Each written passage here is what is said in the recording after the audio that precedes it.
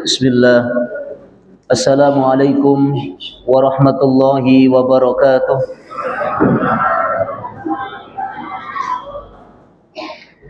Alhamdulillah.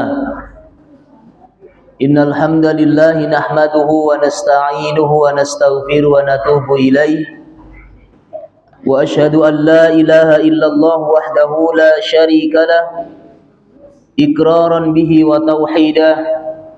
Wa asyhadu anna Muhammadan abduhu wa rasuluh sallallahu alaihi wa ala alihi wa ashabihi wa sallam. Ya ayyuhalladzina amanu taqullaha haqqa tuqatih wa la tamutunna illa wa antum muslimun. Jamaah sekalian, hamba-hamba Allah yang kami muliakan, saudaraku kaum muslimin, semoga Allah Ta'ala senantiasa memberikan rahmat kepada kita sekalian. InsyaAllah Ta'ala kita lanjutkan. Jazakumullah khair. Kajian pada malam hari ini ba'da salat maghrib, kita akan kaji pada bab berbuat zalim. Jamaah sekalian, hamba-hamba Allah, kadang-kadang seorang muslim itu tidak terasa lisan dan tangannya berbuat zalim kepada saudaranya sama muslim. Kadang melalui perdagangan mereka menipunya. Kadang-kadang memindahkan ukuran tanah satu menuju tanah yang lainnya. Kadang-kadang hal-hal yang seperti itu dianggap remeh bagi manusia. Bahkan tatkala mereka kemudian sebagian mereka berdagang, diceritakan barang dagangannya seperti ini, maka tidak disebutkan kekurangannya. Padahal Nabi Shallallahu Alaihi Wasallam tatkala beliau berdagang, dilihat bahwasanya beliau Shallallahu Alaihi Wasallam menyebutkan kelebihannya, dan beliau Shallallahu Alaihi Wasallam pula menyebutkan apa cacat yang ada di dalamnya. Maka hal yang demikian itu kalau ditutupi, maka bagian daripada madlum, perbuatan yang zalim.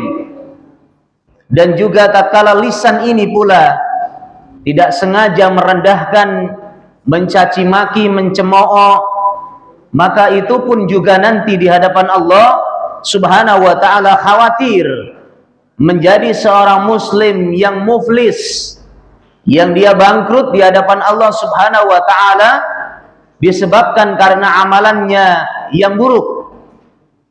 Maka juga di tengah perjalanan dimanapun kita berada, hendaklah menjaga sikap dan menjaga lisan kita untuk tidak menyakiti, menjaga tangan ini supaya tidak berbuat zalim kepada siapapun.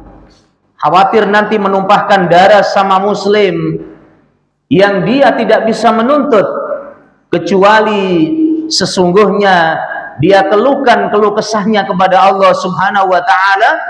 Maka sungguhnya seorang muslim yang mendolimi saudaranya itu menghadapi perkara yang sangat besar.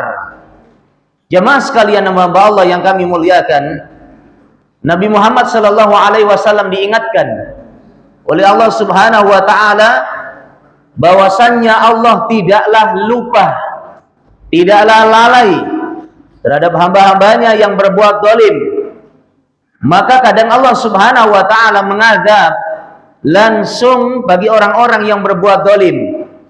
Ada 3 hal amalan yang disegerakan oleh Allah Subhanahu wa taala hukumannya di dunia. Yang pertama, tatkala manusia berbuat syirik. Yang kedua, menzalimi orang lain.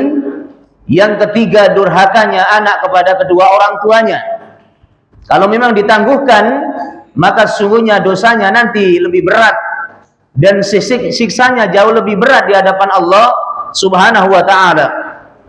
Jamaah sekalian hamba Allah yang kami muliakan, Allah taala berfirman di dalam surah ke-14, surah Ibrahim pada ayat 42 sampai 45.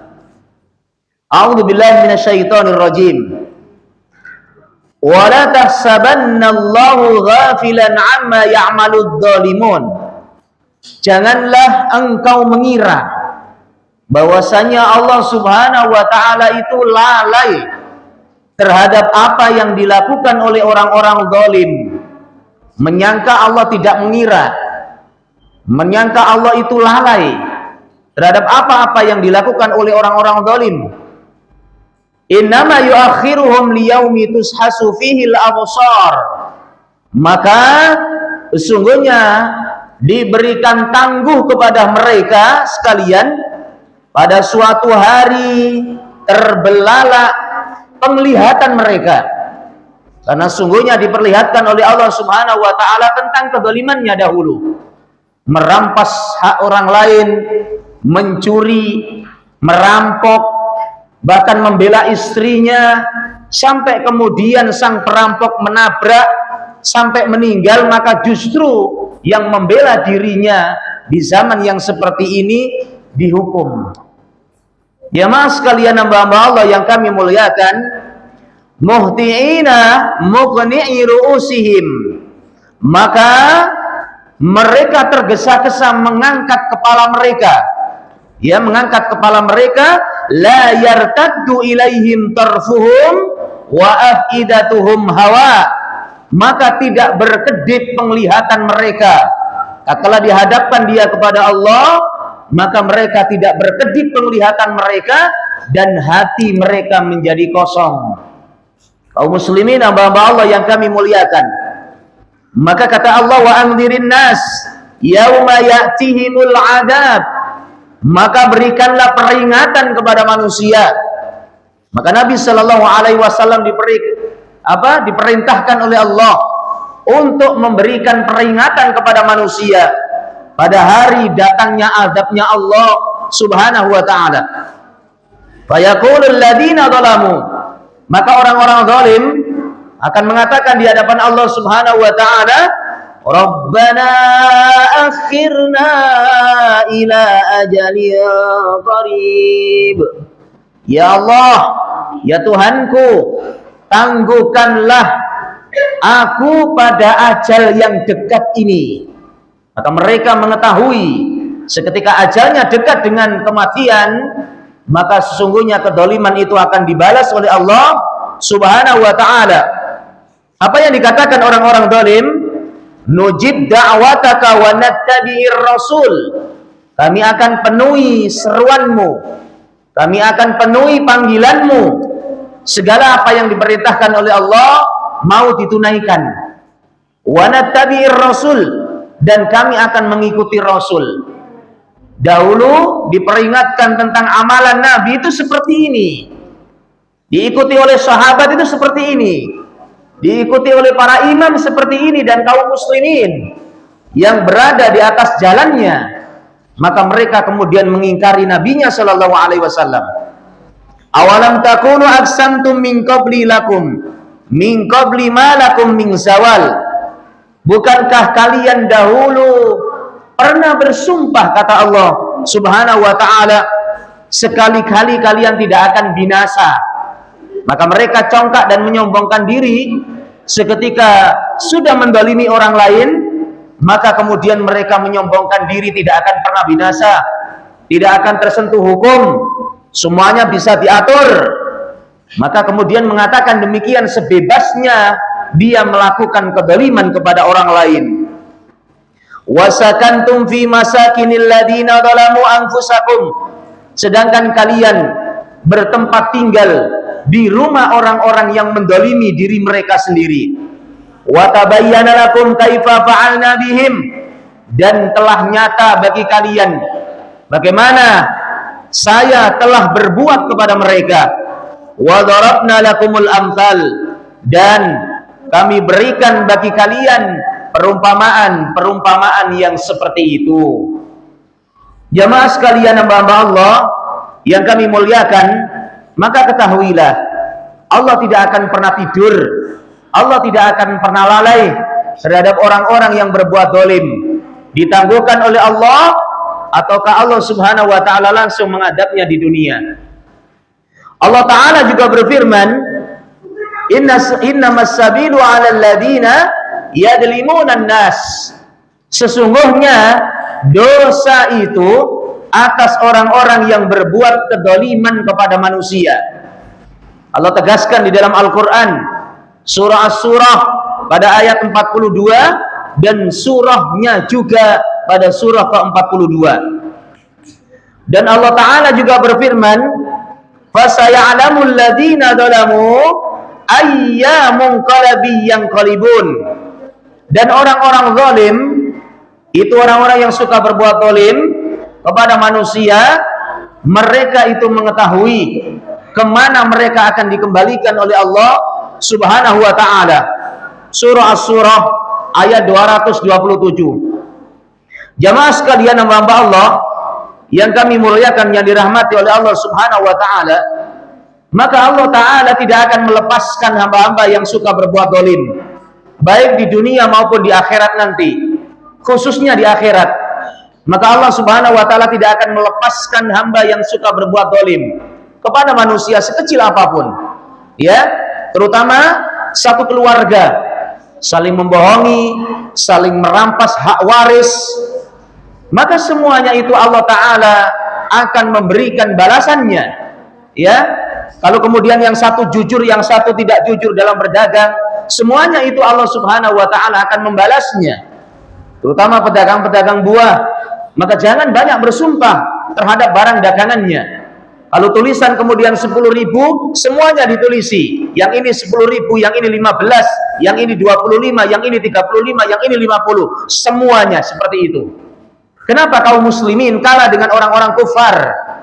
Kalah dengan orang-orang kafir. Tatkala mereka memiliki sebuah toko, seluruh dagangannya itu ada label berapa harganya, sehingga panjenengan sekalian bisa menakar sakunya itu.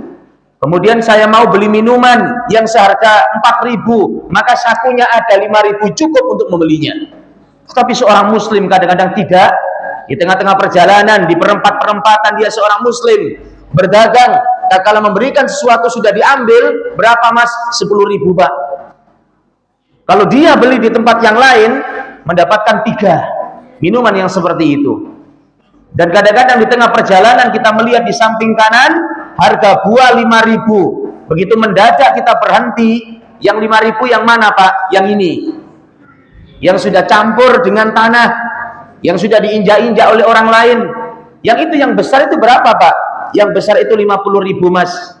Kenapa bandelnya ditaruh di tengah-tengah yang besar, sementara kemudian yang 5.000 ditaruh di bawah? Seorang muslim tidak demikian dalam berdagang. Mendingan ditulis membeli barang seperti ini kami kasih diskon, kami kasih murah. Boleh, semuanya ditulisi labelnya. Jamaah sekalian hamba-hamba Allah yang kami muliakan, yang dirahmati oleh Allah Subhanahu wa Ta'ala. Nabi Shallallahu Alaihi Wasallam bersabda, Inna Allah la yumli lidzalim hatta idza akhadahu lam yuflithu, kata Rasul. Sesungguhnya Allah Ta'ala memberi tangguh kepada orang-orang yang suka berbuat zalim, maka tatkala Allah Subhanahu wa Ta'ala memberikan adab, tidak akan pernah melepaskan orang-orang yang berbuat zalim nanti di akhirat. Sehingga tatkala itu Nabi Shallallahu Alaihi Wasallam membacakan salah satu ayat di dalam surah Hud ayat 102, wa kadzalika ahdaru rabbika idza akhadal qura wa hiya zalimah inna ahdahu alimum syadid. Maka kata Allah Subhanahu wa Ta'ala, dan begitu pula adab Tuhan kalian, begitulah adab Tuhan kalian apabila dia menghadap penduduk negeri yang suka berbuat zalim.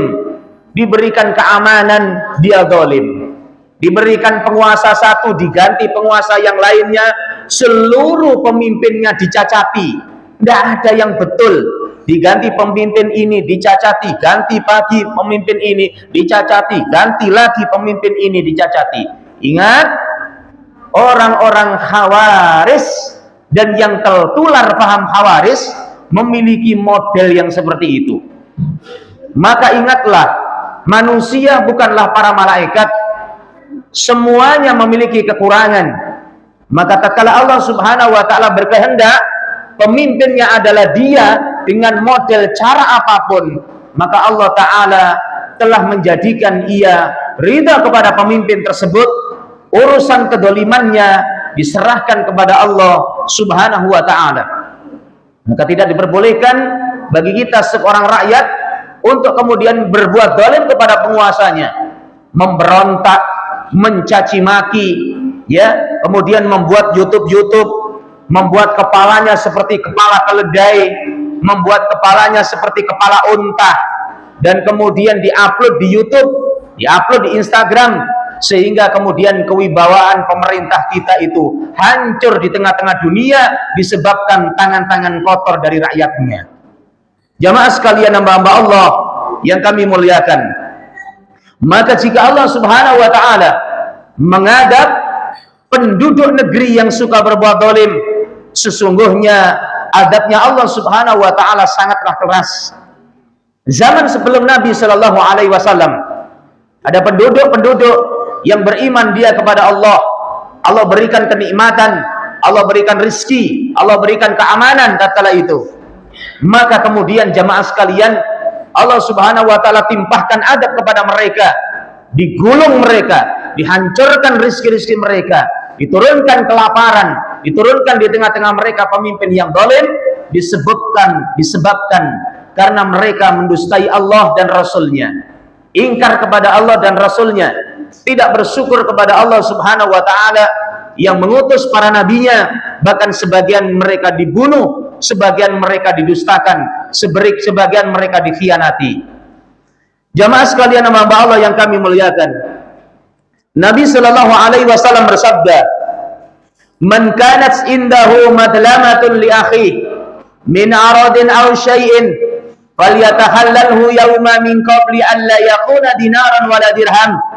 In kana lahu amalun salih ukhidha minhu biqadri madlamati fa in lam yakun lahu hasanat ukhidha min sayyiati sahibihi fa humila alaihi."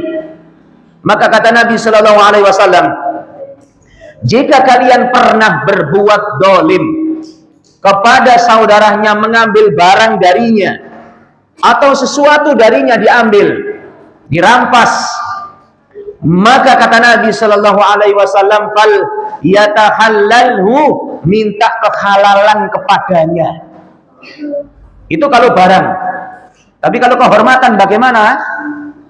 Pertemuan yang lalu kita jelaskan, kalau kehormatan yang dijatuhkan sampai kemudian dimasukkan Facebook, dimasukkan kemudian ke media sosial, kalau bisa masih dicabut. Minta maaf kepada orangnya.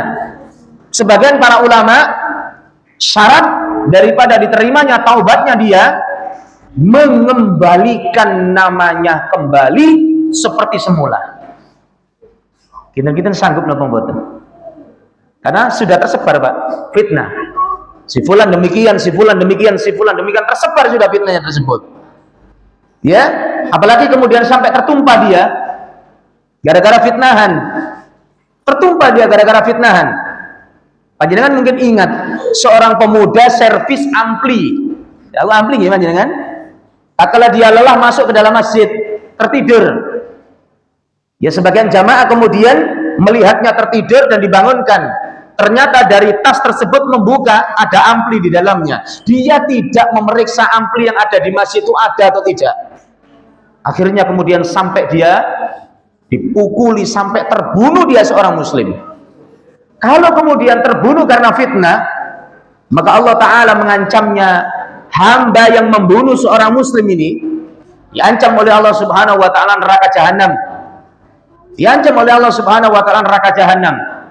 Nyawa seorang muslim dan darahnya di hadapan Allah Subhanahu wa Ta'ala ditumpahkan dengan cara yang tidak benar, maka sungguhnya lebih berat di sisi Allah Subhanahu wa Ta'ala dibandingkan langit dan bumi dan seisinya. Itu di hadapan Allah Subhanahu wa Ta'ala tinggi derajatnya seorang muslim tersebut.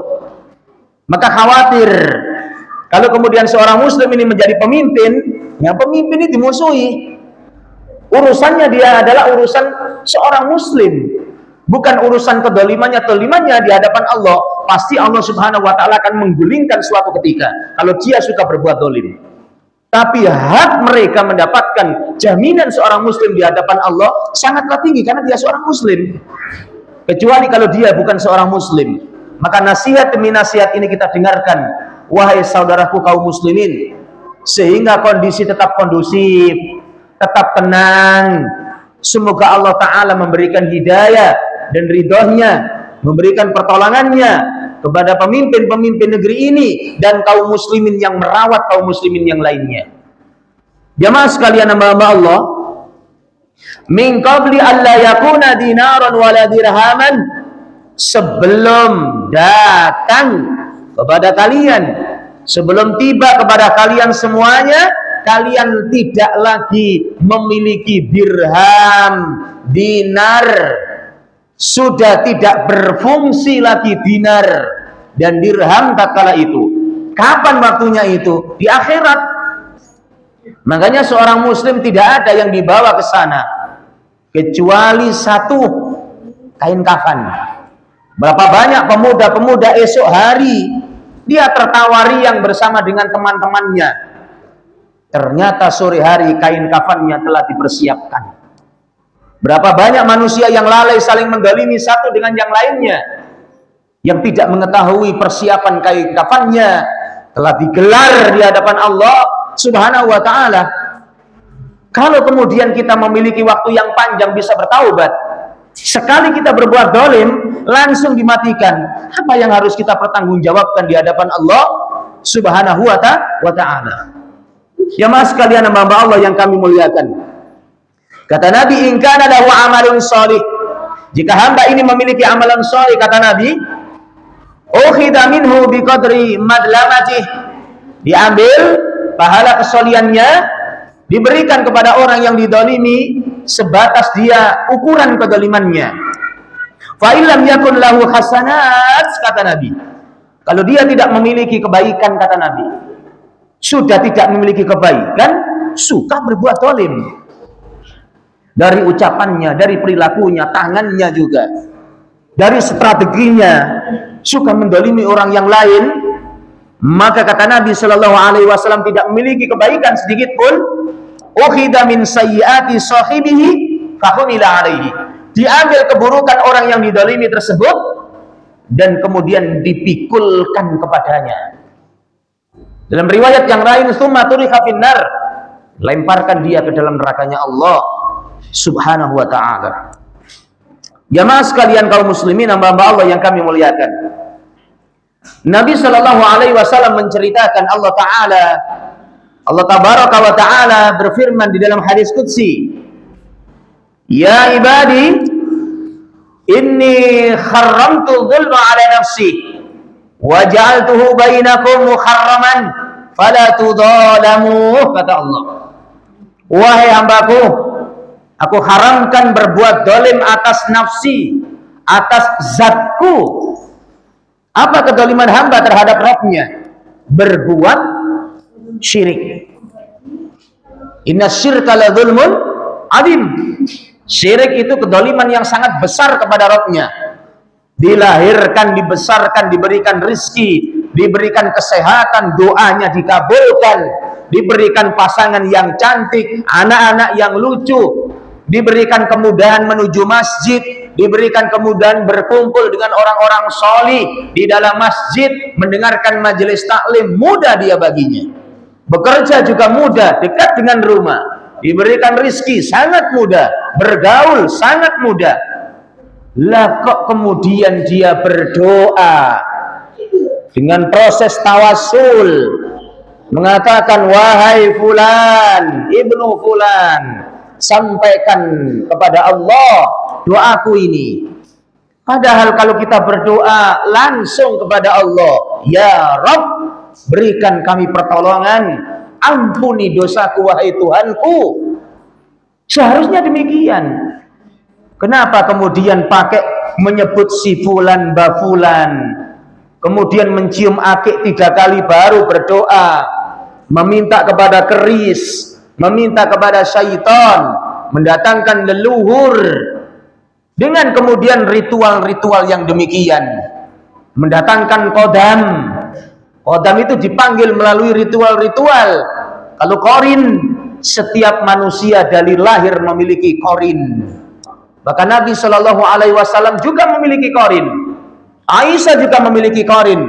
Sampai Aisyah radhiyallahu anha menanyakan, apakah engkau juga memiliki qarin wahai Nabi? Iya. Tetapi qarinku ini ditaklukkan oleh Allah dan kemudian beriman kepada Allah subhanahu wa ta'ala. Panjenengan jangan kalah dengan qarin yang ada pada panjenengan.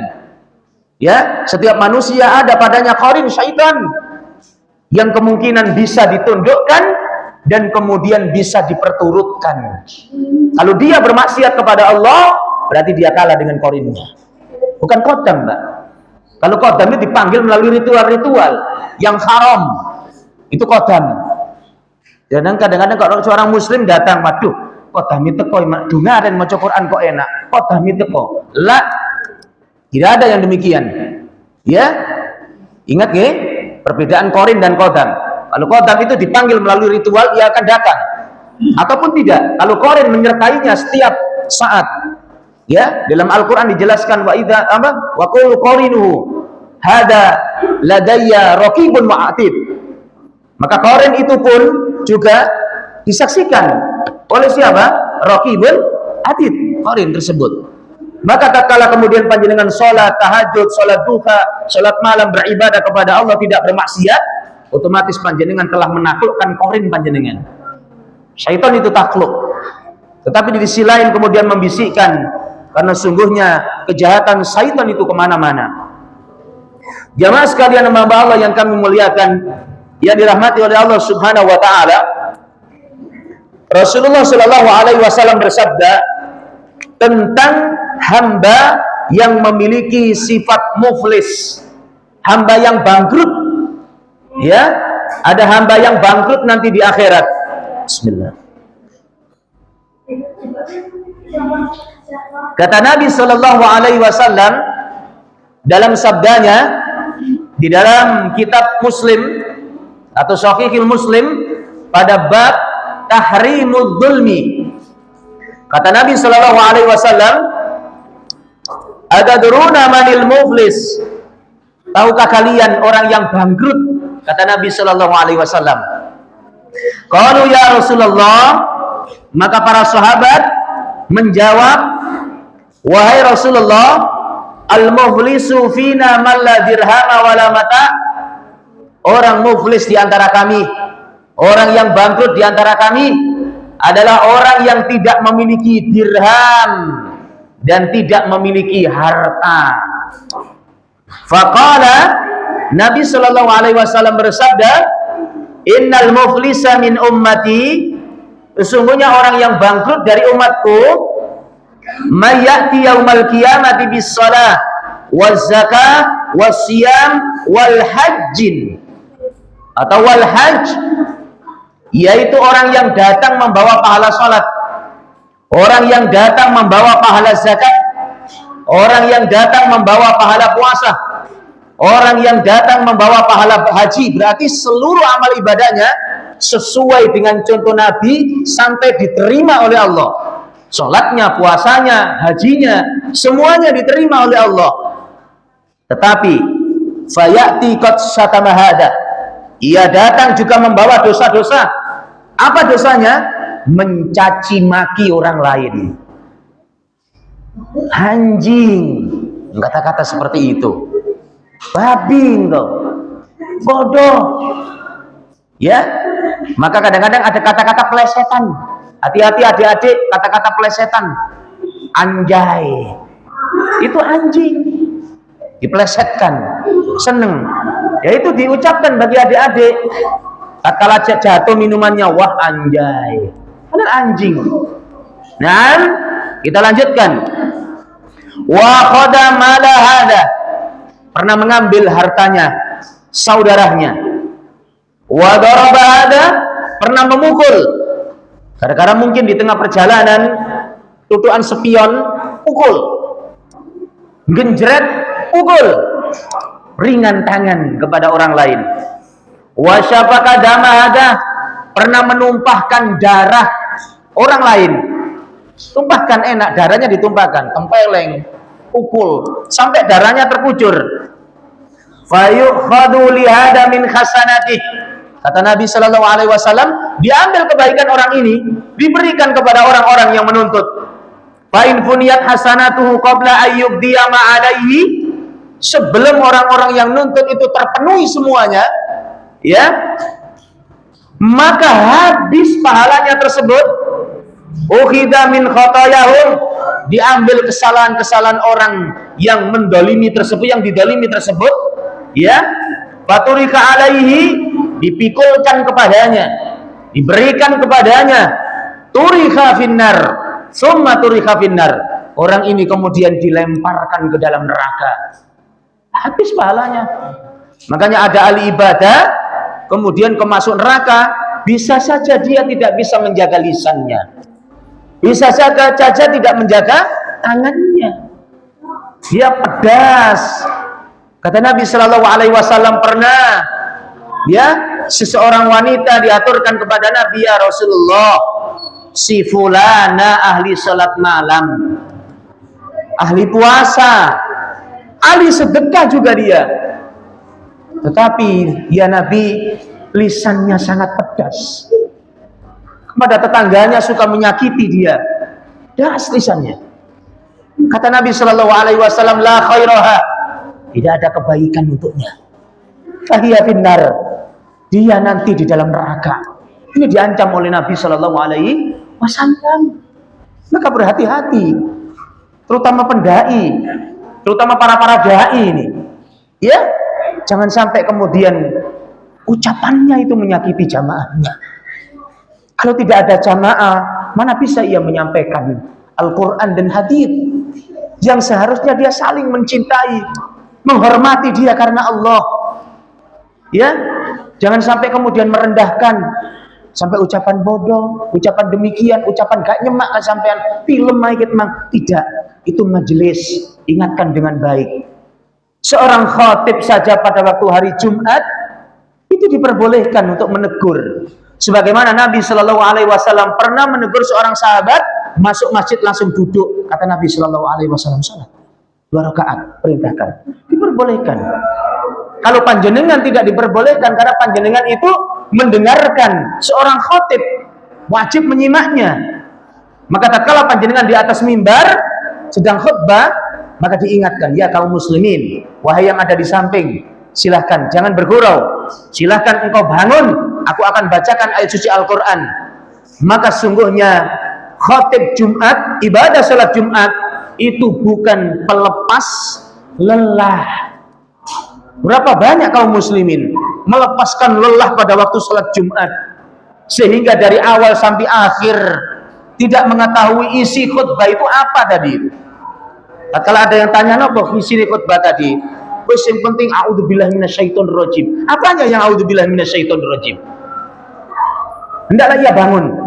Kata Nabi Shallallahu Alaihi Wasallam, kalau engkau ngantuk bergeser dan tidak boleh berbicara, geser. Ini pindah ke sini, ini pindah ke sini, geser. Kalau masih ngantuk, maka perintahnya apa? Mengambil air wudhu. Bukan kemudian tidur seketika sudah qomat baru bangun. Faqad lagaut, sia-sia. Atau dia tidak tidur tapi memainkan handphone.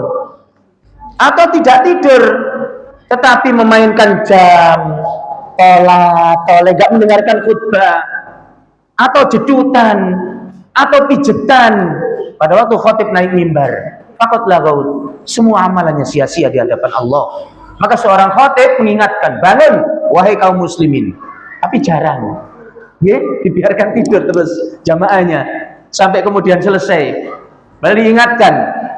Maka seorang khatib, Rasulullah Shallallahu Alaihi Wasallam lihat karakter beliau tatkala menyampaikan seperti panglima di medan peperangan.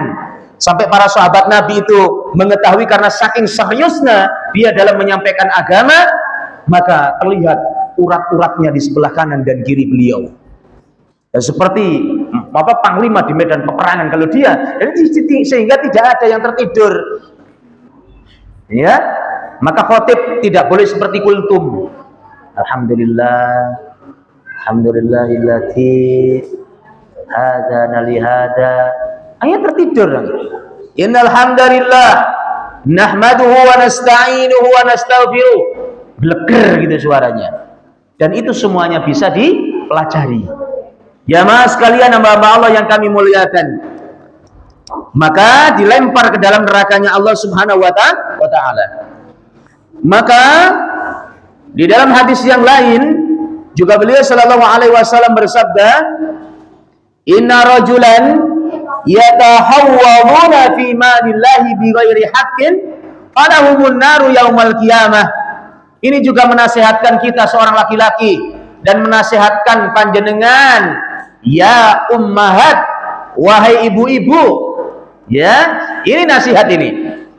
Sesungguhnya banyak laki-laki yang bersusah payah mengarungi harta Allah dengan tidak jujur, maka nerakalah bagi mereka tempatnya. Maka ini juga nasihat ulama kepada para ummahat, para ibu-ibu. Jangan banyak menuntut yang berlebih kepada suami di luar batas kemampuannya. Khawatir semakin banyak dituntut, Pak, tetangga sudah bilang membeli Nmax, kita masih Vario, Pak.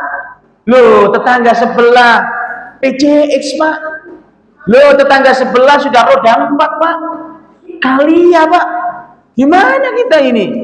Sehingga banyak sekali sekian tuntutan. Khawatir nanti di luaran rumah ia berbuat zalim, mengarungi rizkinya Allah Subhanahu wa Ta'ala dengan cara yang tidak halal. Maka seorang wanita katakan tatkala suami keluaran rumah, ya suamiku, aku tahan lapar yang ada di dalam perutku, tapi aku tidak tahan siksa api neraka disebabkan engkau membawa barang ke rumah, rizki ke rumah dengan rizki yang tidak halal. Wantun ibu, wantun apa mboten? Sanjang kali bojone, Pak, budal kerja, aku saged tahan lapar seharian penuh, tetapi tidak tahan dengan siksa api neraka kalau engkau membawa rizki dari luaran, rizki yang tidak halal. Wantun ibu, mungkin pengen praktekaken, pengen cekel bojo sampean, ya bi, ya ngeten ya, yes, ten. Sehingga seorang ayah juga harus berjuang dong.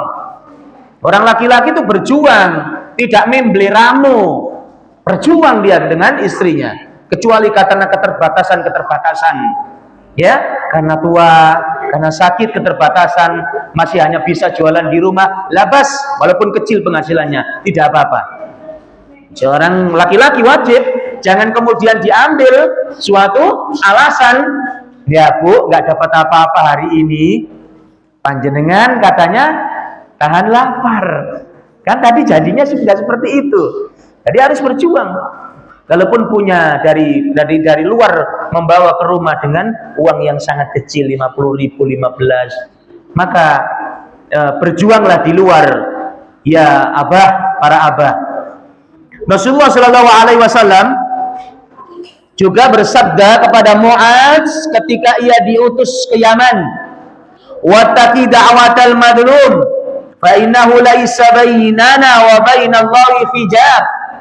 Takutlah kalian semuanya, takutlah kalian Mu'adz kepada doa orang-orang yang terdolimi. Sesungguhnya antara dirinya dengan Allah, doanya kepada Allah, laisa lahu hijab, tidak ada hijab, tidak ada pembatas. Dan ini ada kisah yang perlu kami kisahkan ini, Bapak Ibu sekalian, adik-adik, saudaraku kaum muslimin, semoga Allah merahmati kita sekalian. Dahulu ada sebuah kisah tentang seorang nelayan dan pelayan. Nelayan itu mencari ikan, pelayan yang dimaksud pelayan masyarakat, penguasa di sebuah negeri tersebut. Maka sang nelayan berhari-hari keluarganya tidak makan. Ia mencari ikan di pinggiran sungai, tidak ia dapatkan, dan suatu ketika di tempat yang lain ia mendapatkan seekor ikan yang sangat besar. Diambil ikan tersebut. Seketika itu berjalan seorang penguasa, disebut pelayan oleh seorang ulama, disebutkan penguasa itu pelayan siapa? Pelayan masyarakatnya.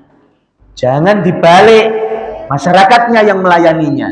Jangan. Ya, suatu kezaliman itu. Kalau ngurus apapun permudah. Kalau ngurus apapun permudah dia. Jangan yang ada uangnya baru dipermudah. Dosa dia di hadapan Allah Subhanahu wa taala dan mengkhianati amanat yang diberikan oleh Allah Subhanahu wa taala kepadanya. Nah, ke suatu ketika sang penguasa ini mengambil ikan tersebut. Diambil ikan itu. Diambil.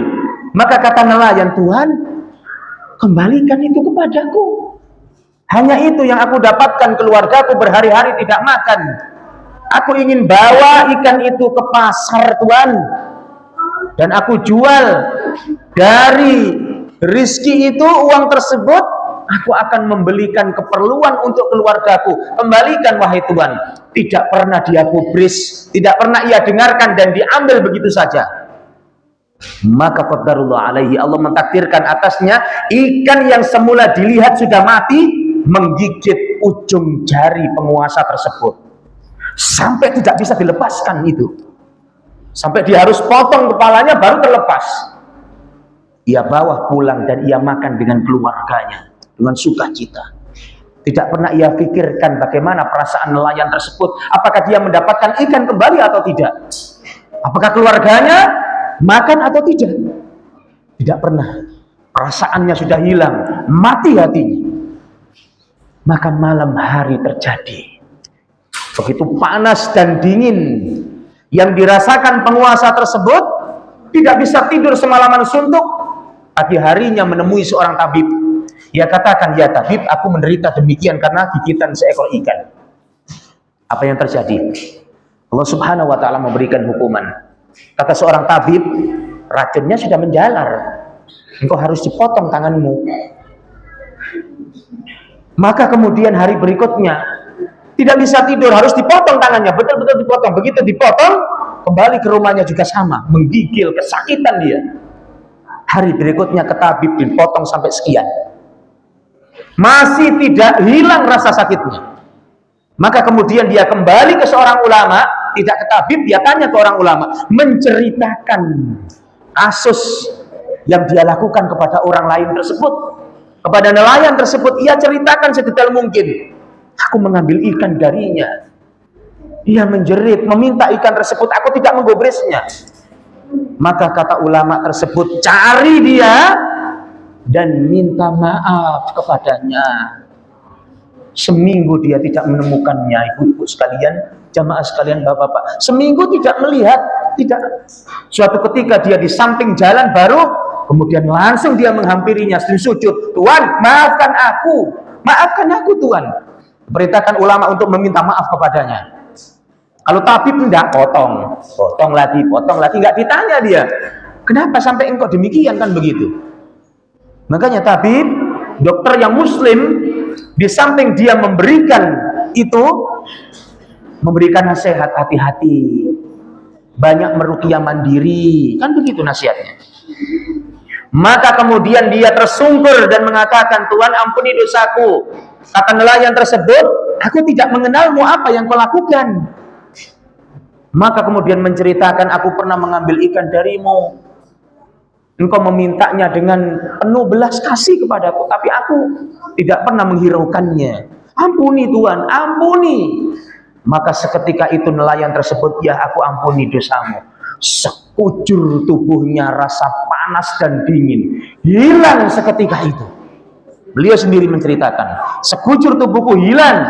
Dan kemudian orang di sampingnya mengatakan, "Ya Tuhan, andai kata engkau pertama kali mengambil ikan tersebut dari seorang nelayan dan kemudian engkau mengembalikannya, engkau tidak akan pernah kehilangan tanganmu."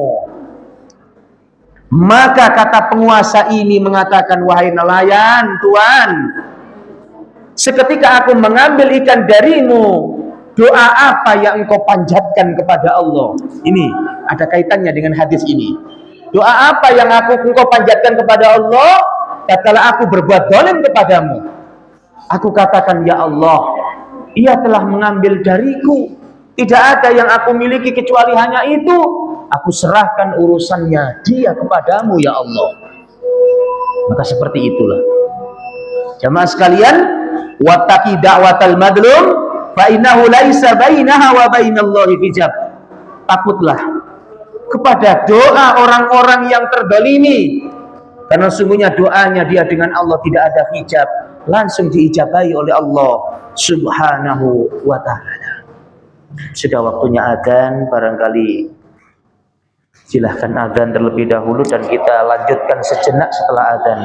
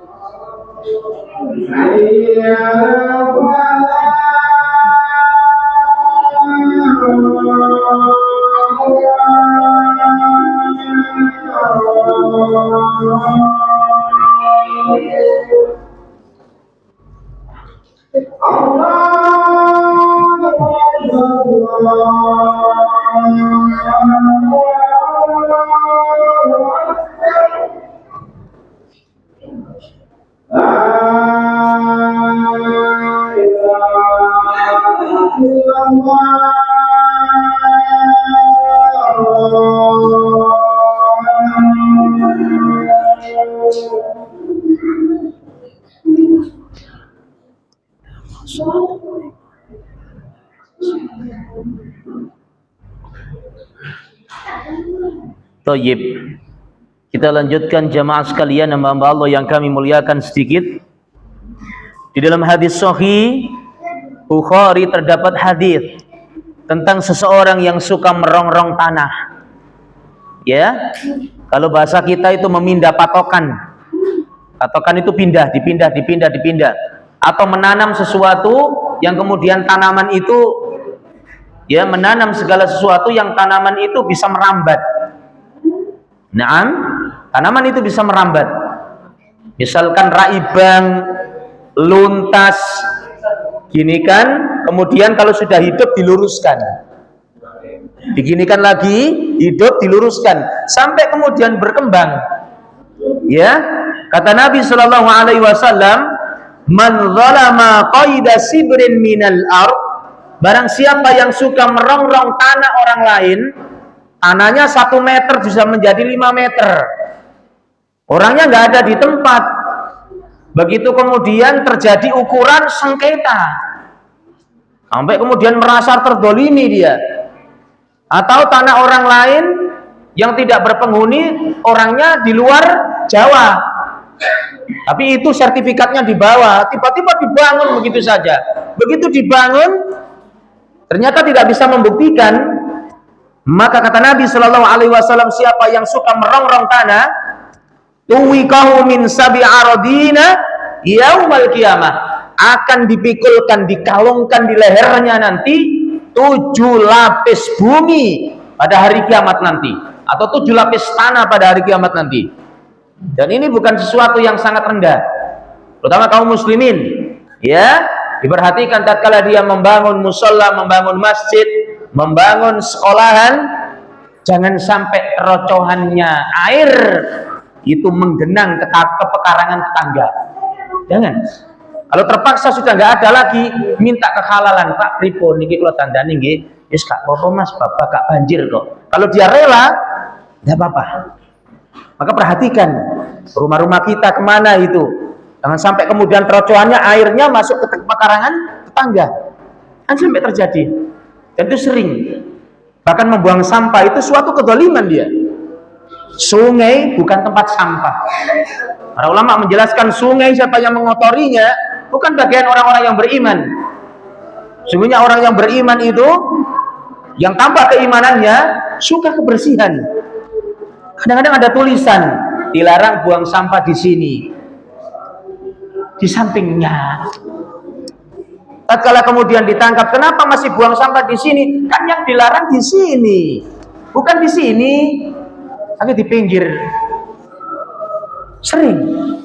Atau dengan pakai sepeda motor langsung dilempar saja di pinggir jalan. Hati-hati. Ada tempatnya tersendiri. Seorang muslim tidak demikian. Tidak mengotori lingkungannya, tidak mengotori sungai dan lain sebagainya, dan tidak membuang sampah yang sembarangan. Ya. Jemaah sekalian hamba Allah yang kami muliakan, Allah Ta'ala marah kepada seorang hamba yang suka mendolimi, sementara hamba yang didolimi tidak memiliki penolong. Minta tolong sana tidak bisa, minta tolong sini nggak bisa, itu semakin habis hartanya. Istadaghadabi ala man zalama man lam yajid lahu nasiran ghairi. Allah Ta'ala murka kepada orang yang menganiaya, orang yang dianiaya tidak memiliki pertolongan sama sekali. Maka seorang penyair melantunkan syairnya, la taklimanna idama kuntu muqtadiran, jangan sekali-kali engkau menindas selagi engkau berkuasa. Faddulmu yarji'u uqbatu ilan na'am ilan nadam ilan tanam tanamu aynaka wal madlumu muntabih yadu alaika wa ainullahi lam tanam.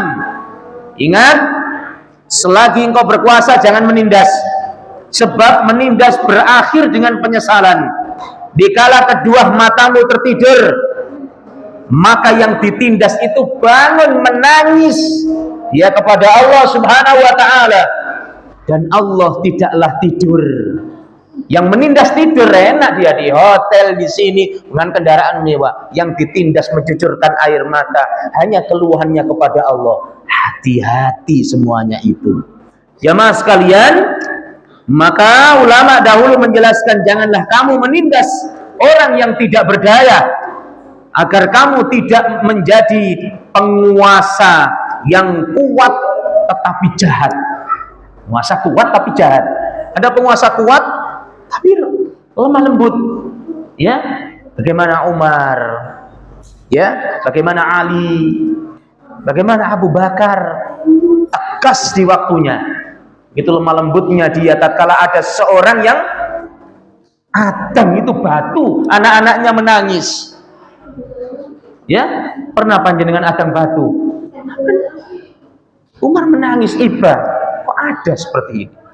Jamaah sekalian hamba Allah yang kami muliakan, insyaallah taala kita akan lanjutkan di pertemuan yang akan datang, waktunya sangat singkat. Barangkali ada suatu hal yang disampaikan, tafadhalu barakallahu fikum. Silahkan, barangkali ada yang disampaikan, ada yang ditanyakan, tafadhal silakan. Monggo.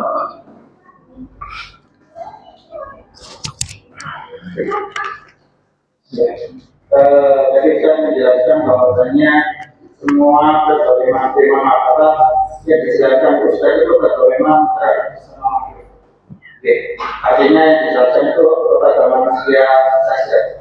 Bagaimana seseorang itu kan tidak bisa dihapus dengan cara bertobat, tapi harus harus diambil. Iya. Nah, bagaimana dengan kezaliman itu terhadap hewan? Nah, karena yang pertama ya kan jenisnya sama. Iya. Kalau orang yang tidak begitu itu bukan itu gimana caranya kita melihatnya. Iya. Wa iyyakum. Baik, sebetulnya ada bab yang lain memperlakukan secara tidak adil makhluknya Allah, termasuk memperlakukan terhadap hamba sahaya, ya, kemudian hamba sahaya laki-laki dan wanita, terhadap istri, terhadap orang lain, dan terhadap makhluknya Allah. Ada pada bahasan tersendiri nanti sebetulnya. Karena sudah disampaikan pertanyaan tersebut, kami akan jawab. Insya Allah lebih detailnya nanti pada bab itu kita akan kaji lebih detailnya nanti. Ada 3 sesi. 1 kepada hamba sahaya, terutama ada di dalamnya perkara masalah khadim, pembantu. Termasuk juga kepada istri bagi seorang suami, atau sebaliknya termasuk kepada binatang. Ada bahasan nanti. Sesungguhnya nanti dikumpulkan di akhirat itu binatang-binatang yang didolimi. Binatang-binatang yang didolimi itu akan dikumpulkan. Bahkan nanti ada kisos di hadapan Allah, kambing yang patah tanduknya, kata Nabi Shallallahu Alaihi Wasallam, itu pun akan menuntut kisosnya di hadapan Allah. Dengan apa dia dipatahkan tanduknya? Bahkan burung, kata Nabi Shallallahu Alaihi Wasallam, yang dibunuh kemudian tidak dimanfaatkan dia, burung kecil dibuat sasaran tembak bagi anak-anak, bagi bapak-bapak, mentang-mentang punya bedil baru. Burung gereja ini damel sasar-sasaran, jedes, mati dia, tidak dimanfaatkan, tidak dimakan, tidak dimanfaatkan, maka burung ini akan menuntut di hadapan Allah Subhanahu wa Ta'ala, akan menuntut. Seorang wanita diancam masuk nerakanya Allah disebabkan dia mengikat seekor kucing yang tidak diberikan makan dan minum. Kedolimannya sampai di situ batasannya. Tidak diberikan makan dan minum. Padahal Nabi Shallallahu Alaihi Wasallam mengatakan hendaklah dia dilepas sehingga bisa memakan binatang-binatang kecil di tanah tersebut sehingga tidak mati. Bahkan seorang wanita itu dimasukkan ke dalam surga pula disebabkan karena menolong seekor anjing yang kehausan mau mati. Dengan sepatunya dia ambil dari sumur air tersebut, diberikan kepada seekor anjing, dan kemudian tidak jadi mati. Ini juga pahalanya sangat besar. Berapa banyak kaum muslimin mendolimi urusan-urusan binatang, setelah itu dikumpulkan binatang itu, dan kemudian Allah lenyapkan seperti debu nanti di akhirat. Sudah nggak ada surga untuk hewan. Nggak ada surga untuk hewan. Lenyap seperti debu nanti. Lenyap seperti debu. Dari situlah orang kafir mengatakan di dalam surat An-Naba, ya, amma yatasaalun, ya, fayaku, di akhir ayatnya fayakulul kafiru ya laitani kuntu turaba. Orang-orang kafir mengatakan, lebih baik sungguh aku dijadikan seperti debu. Sudah enggak dihisab oleh Allah Subhanahu wa Ta'ala. Nanti hewan-hewan itu akan dikumpulkan oleh Allah, dari yang bertanduk, dari yang ditolimi, dari yang disuruh dibuat untuk membajak sawah malah jadi kerapan sapi, disuruh menyembelih malah justru dibuat untuk balapan. Ayam yang senantiasa berkokok bisa melihat malaikat di malam harinya malah justru diadu. Maka hal yang demikian itu akan menuntut nanti di hadapan Allah Subhanahu wa Ta'ala. Bahkan binatang-binatang itu, orang yang suka mengadu binatang akan diadu nanti di hadapan Allah Subhanahu wa Ta'ala. Katanya pukul dia, hancurkan dia, seperti itu. Naam. Artinya ketika kita bisa memenuhi hanya Iya. maksudnya orang bisa mendolimi, ketika kita mendolimi hewan itu pasti ganjarannya di akhir harus ini. Iya. Kalau disebutkan dalam hadis, rata-rata itu di akhirat. Ya, di akhirat. Pernah suatu ketika unta itu bisa berbicara. Di zaman dahulu Allah Subhanahu wa Ta'ala memberikan petunjuk kepada manusia. Itu ada binatang yang bisa berbicara tatkala dia dicambui. Maka ia katakan, sungguhnya aku ini diciptakan untuk membajak sawah. bukan untuk disakiti. Ya, bukan untuk disakiti. Kalau engkau demikian, nanti di akhirat Allah akan memperlakukan kalian sebagaimana kalian memperlakukanku. Dan itu kata Nabi Shallallahu Alaihi Wasallam demikian. Kalau dia mendolimi, mungkin dia tidak bisa membela dirinya sebagaimana manusia. Dia menuntut kepada hakim, menuntut kepada waliul umur, menuntut kepada kaum muslimin untuk membelanya. Hewan nggak bisa. Maka dia akan menuntut di hadapan Allah Subhanahu Wa Taala nanti di akhirat.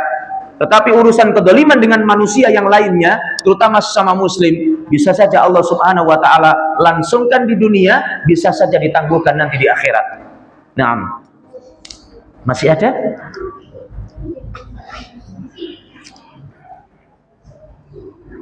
Kalau nggak ada kita tutup. Tafadhol. Ini ada. Ini Pak, ada satu lagi Pak. Yang apakah kedoliman bisa dilakukan di dalam sholat? Diulangi lagi pertanyaannya. Tidak bisa. Apakah kedoliman bisa dilakukan di dalam sholat? Seorang muslim apakah bisa melakukan kedoliman di dalam sholat? Tatkala dia sholat melakukan sebuah kedoliman seperti mencuri, membunuh, maka itu bisa dilakukan oleh orang-orang yang memiliki perilaku yang sangat jahat. Tapi kemudian kalau kedoliman itu dilakukan kepada Rabb Allah Ta'ala, maka dia menyekutukan Allah Subhanahu Wa Ta'ala dalam hal peribadatannya. Termasuk tatkala dia sholat, kemudian mengeluarkan jampi-jampi, mengeluarkan mantra-mantra yang tidak seharusnya ia baca di dalam sholat tersebut, untuk mengatakan supaya dia kaya, supaya dia lebih tampan, supaya dia lebih cantik, kemudian dia memasukkan mantra-mantra dan doa-doa di dalam sholat yang tidak diajarkan oleh Nabi Shallallahu Alaihi Wasallam, dan itu merupakan kedoliman kepada Allah Subhanahu Wa Taala karena dia telah berbuat syirik. Tapi kalau kedoliman dia dilakukan di dalam sholat, bisa saja tatkala dia sholat mengambil hak orang lain, pura-pura sholat mengambil infak, pura-pura sholat mengambil sandal orang lain, pura-pura sholat menusuk. Dia berada di samping, di belakang imam, ternyata imamnya kemudian ditusuk. Pura-pura masuk masjid, kemudian disembeli orang yang adzan. Berapa banyak yang demikian itu dilakukan, dan itu merupakan kedoliman. Wallahu ta'ala alam. Ibu, Bapak, sudah tidak ada lagi? Karena sudah waktunya salat isya.